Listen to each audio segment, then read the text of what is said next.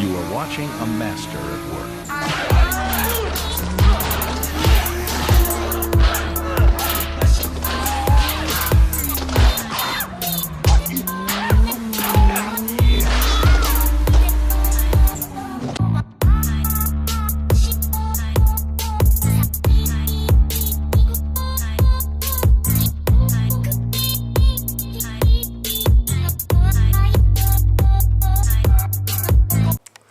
Okay guys, it's finally here.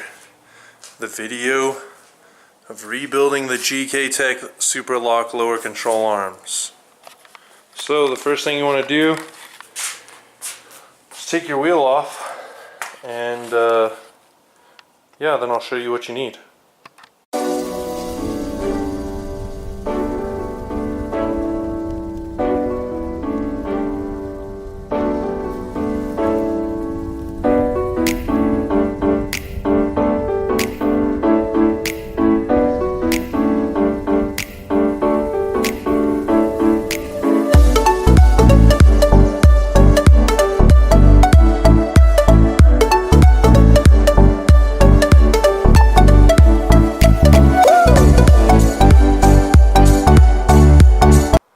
Okay, so I got the knuckle off of the coilover. Gotta get this brake bolt off, and then you want to take off the tie rod because you're gonna have to pull this knuckle off, and then obviously the bolt right there for the lower. Undo your sway bar mount and undo the tension rod bolt. So here we go.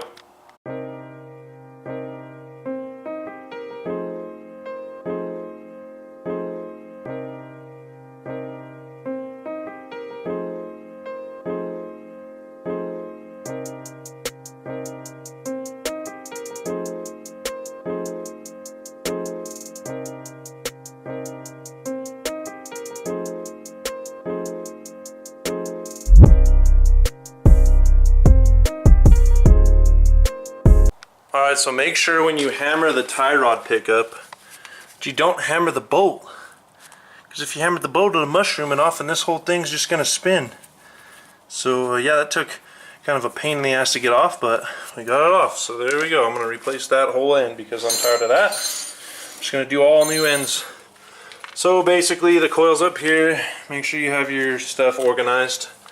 I face things this way on when I come back to it.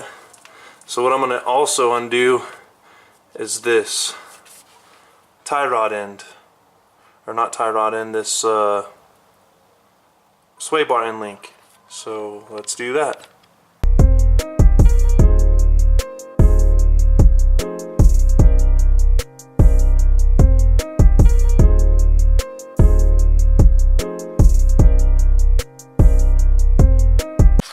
Alright, so with this, leverage is your friend.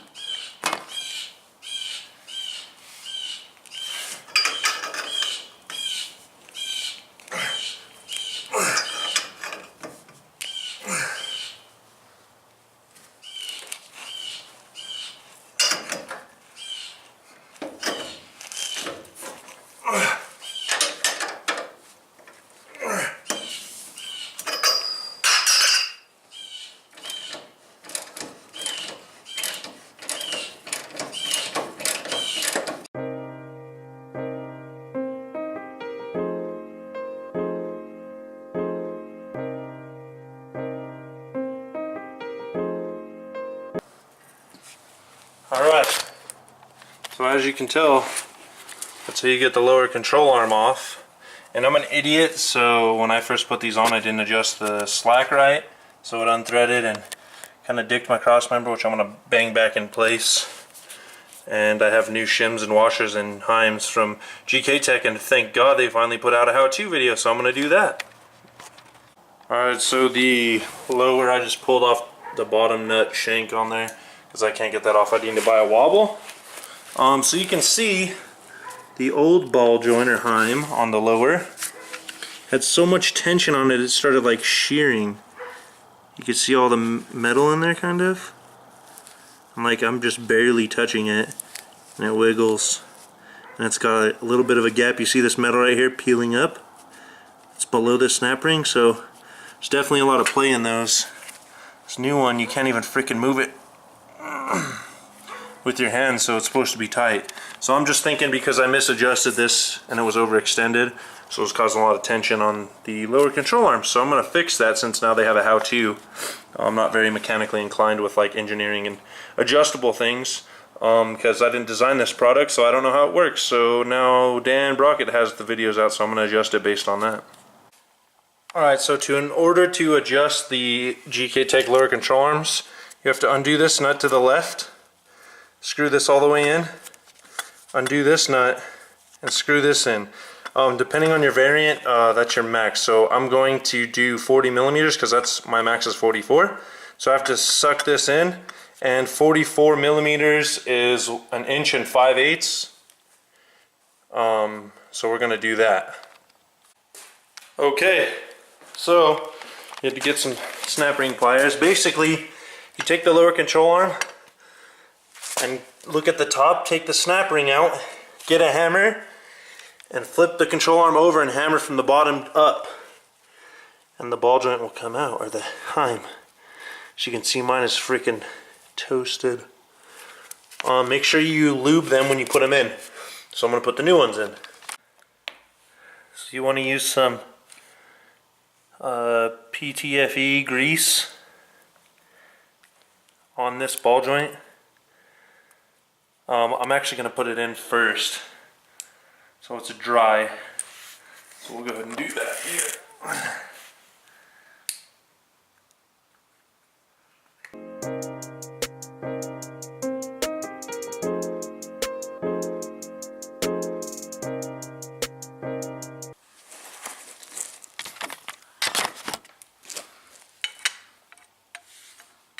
Alright, actually I'm going to use a freaking big old, here we go. Yeah, that's what I'm talking about right there, baby. So get a socket and punch it in so you don't F up the heim. I really need a fucking jig, but whatever.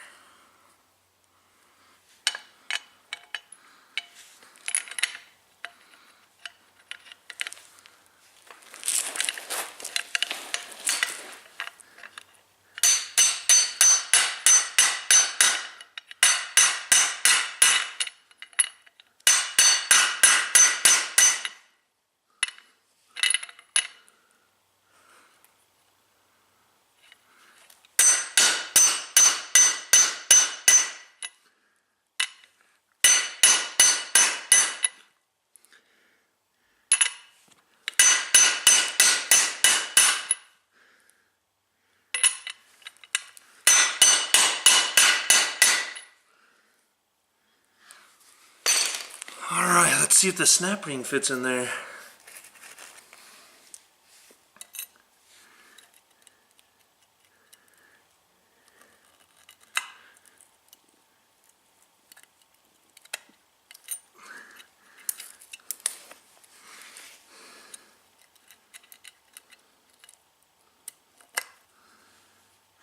Ta-da! Just like that. You can do it at your house with nothing more than a 240 hub nut socket, 1 3/16, and some snap ring pliers.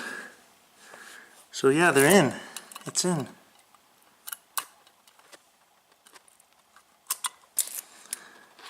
I'm just going to give it a slight hammer on the bottom to push it up.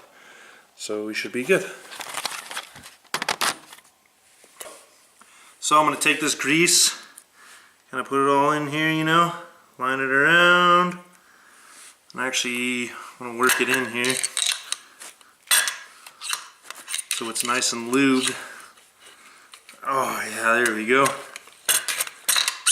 So compared to the old one, this one's so much better. Damn, nice. Okay, so I got the other side off. Basically what you want to do is flathead this out. It'll give you access to the bottom of the control arm here.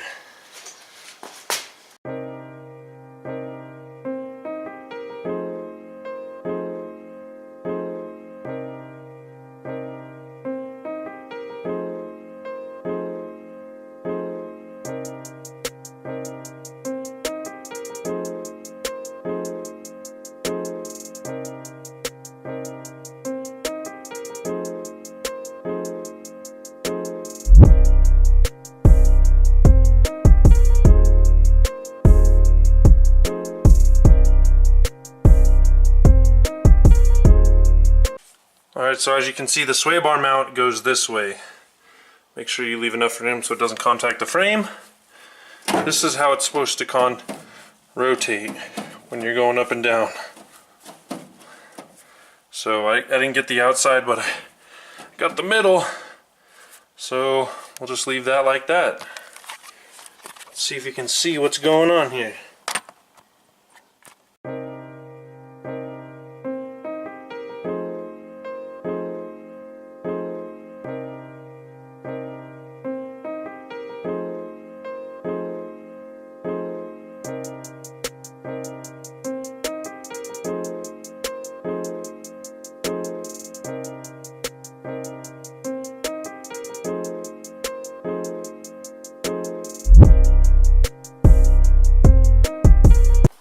Okay, so I just took the tie rod off. I need to recenter my rack, I'll do that. But here's lead wheel. Lead wheel angle. As you can see, that's freaking insanity. I mean, this is at 30 degrees too. 30 mil. So honestly, I might be okay. It's pretty freaking good, man. And then, obviously, let's move this back. Then there's trailing. Honestly, that looks pretty freaking good. I'm really surprised. I was kind of disappointed because I was like, oh, damn it. I bought the wrong ones, and now I'm screwed. I wasted $500. So, I mean, that's trailing.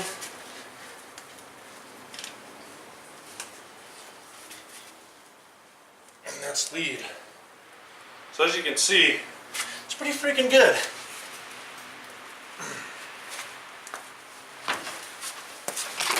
So I gotta wait for another end link or threaded heim from GKTech for this side, that one right there. Gotta wait for that, but I'm also going to center my rack and replace the tie rod ends and outers. So everything should be good.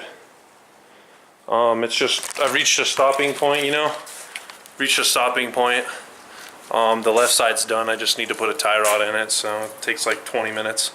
I'm going to see maybe if David can come over and maybe help me center the rack, because he's really, really smart with stuff like that. He's smart with everything, but yeah, pretty much the rear's done.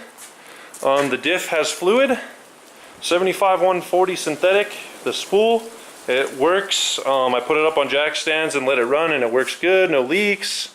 Drive shaft, everything's tight. Just got to figure out the front, should be good. And then maybe just, you know, do some odds and ends like add coolant, you know,